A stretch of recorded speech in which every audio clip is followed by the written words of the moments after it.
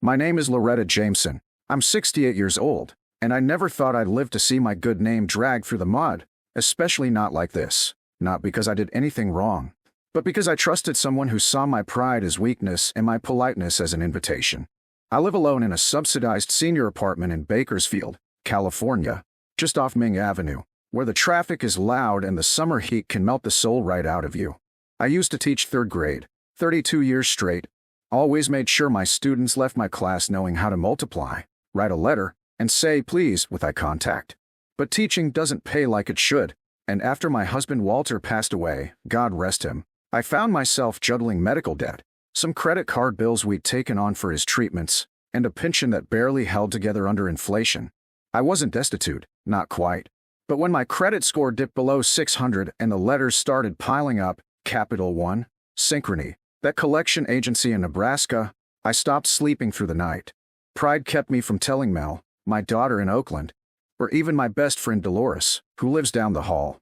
So when that bright little flyer came in the mail with the words, "We fixed your credit fast, guaranteed," in gold foil lettering, I held onto it like it was a life preserver in a storm.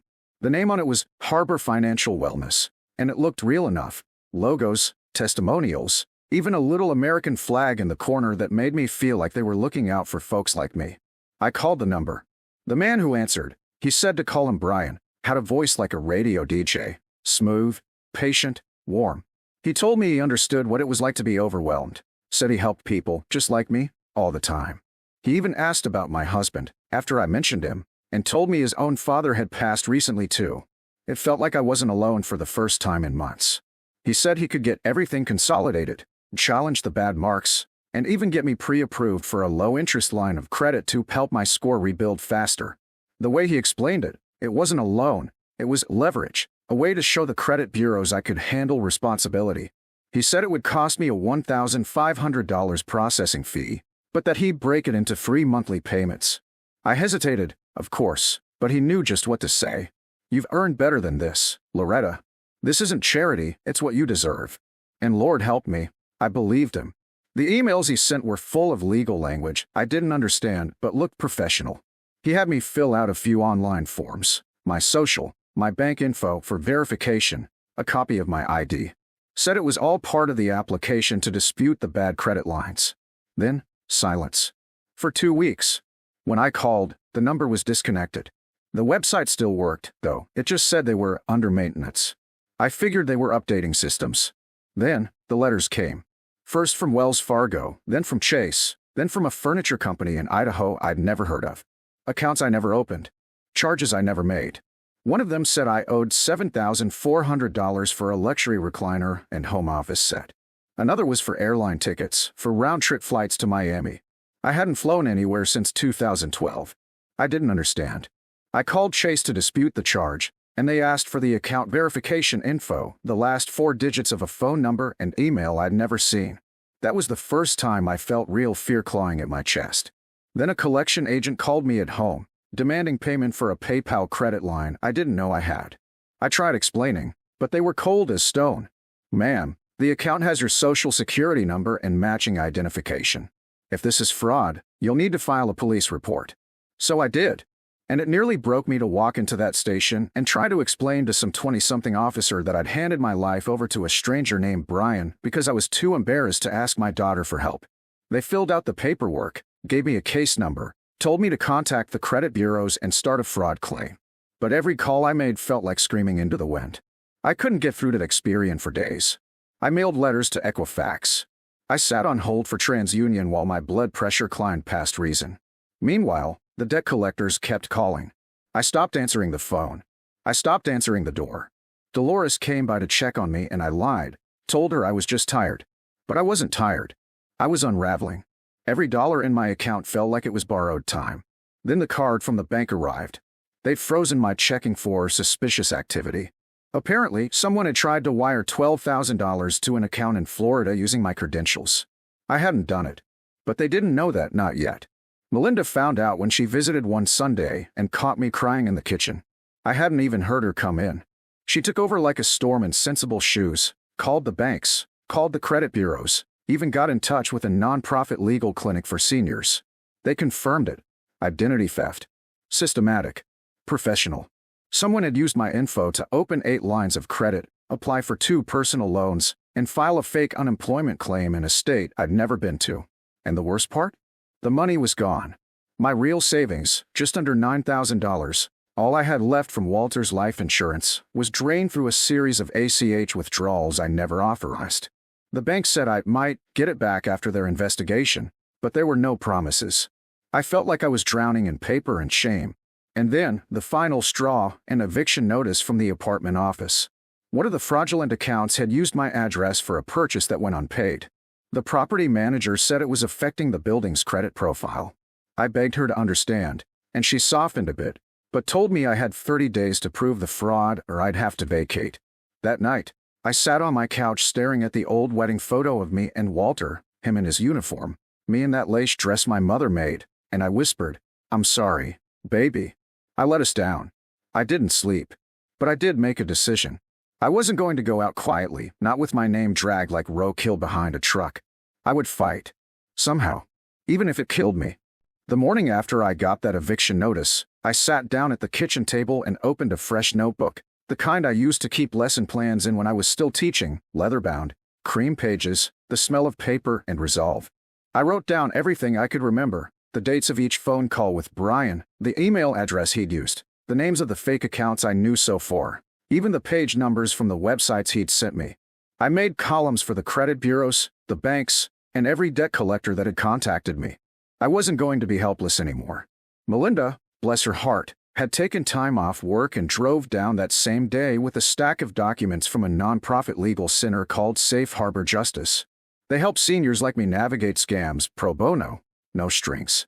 Her contact there was a young lawyer named Rosa Morales, who showed up at my apartment in jeans and a blazer, clutching a laptop and a binder stuffed thicker than a Thanksgiving turkey.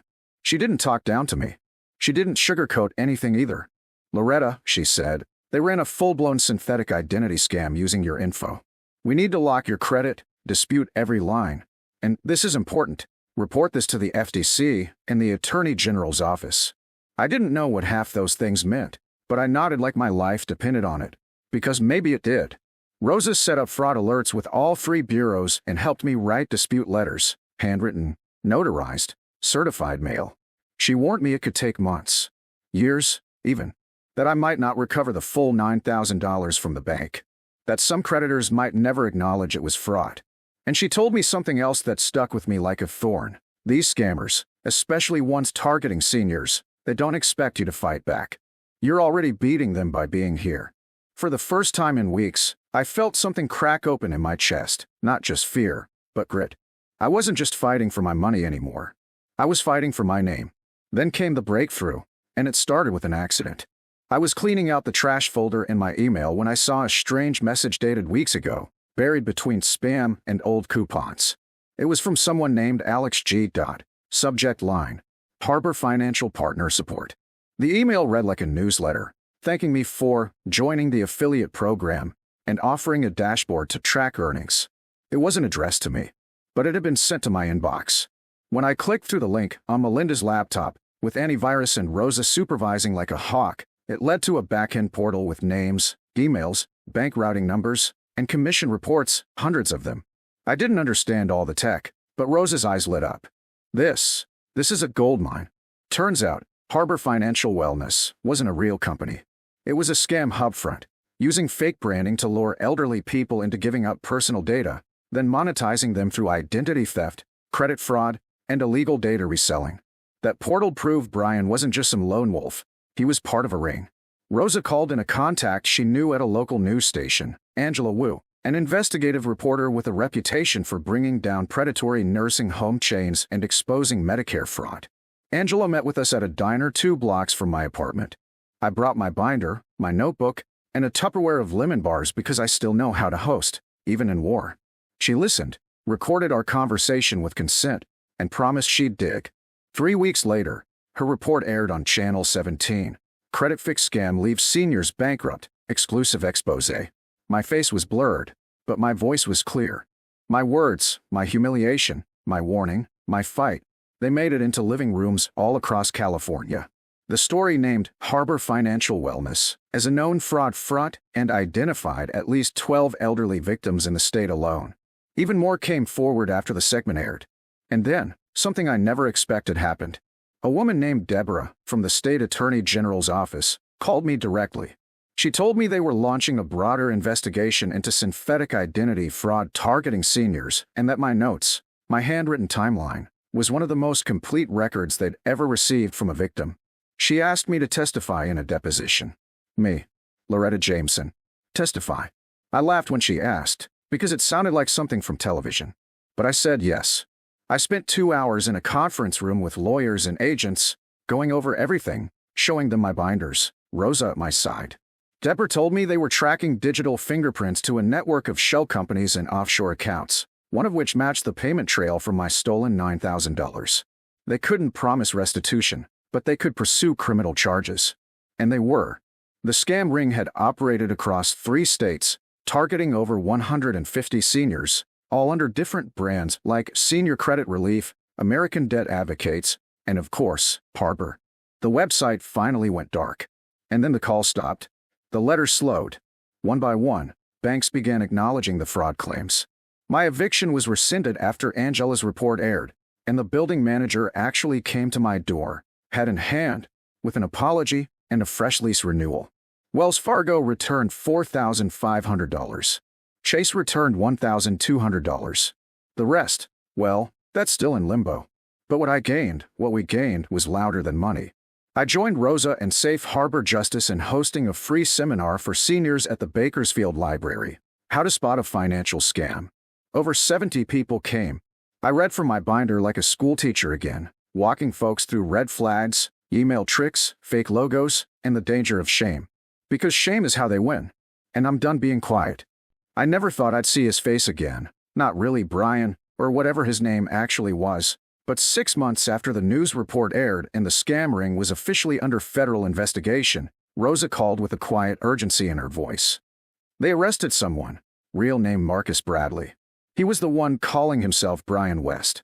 The name hit like a punch I didn't expect, not because I remembered it, but because it sounded so ordinary, like the man who ruined my finances could just walk among us. He had been picked up in Nevada, caught using a stolen identity to open a new debt consolidation office. They found files, physical ones, matching names from our case, mine included. Rosa asked if I'd be willing to attend the preliminary hearing as a public witness. I did. I dressed in my best Navy suit, the one I used to wear for parent-teacher conferences, and I sat on the wooden bench with Angela Wu beside me and a half-dozen other victims whose lives he'd cracked open like mine. Marcus never once looked back at us. His lawyer tried to argue diminished responsibility, but the evidence was overwhelming. Recordings, email headers, financial trails, all traced to his laptop. He didn't get the full sentence we hoped, just 4 years in prison, with the possibility of parole in 2. But when the judge looked out into the courtroom and acknowledged the courage of victims who refused to be silent, I felt something shift. Not justice in the full sense, but vindication. A week later, I spoke again at the Bakersfield Senior Center. This time, over 100 people came. They clapped when I said my name. Some cried. Some came just to tell me they'd frozen their credit after hearing my story. And one woman, quiet and shaking, told me she almost gave her Medicare number to a man claiming he could clear her medical debt. She didn't. Because of me. That's when it hit me, Marcus didn't just steal my money. He tried to steal my dignity, my voice, my belief that I still mattered. But I got that back. I may never recover every cent, but I reclaimed something more important. And if you're watching this, and you're afraid or ashamed, don't be. Speak up. Keep records. Tell someone. Because silence is the soil where these scams grow. But truth? Truth is sunlight. And now, I shine it wherever I can.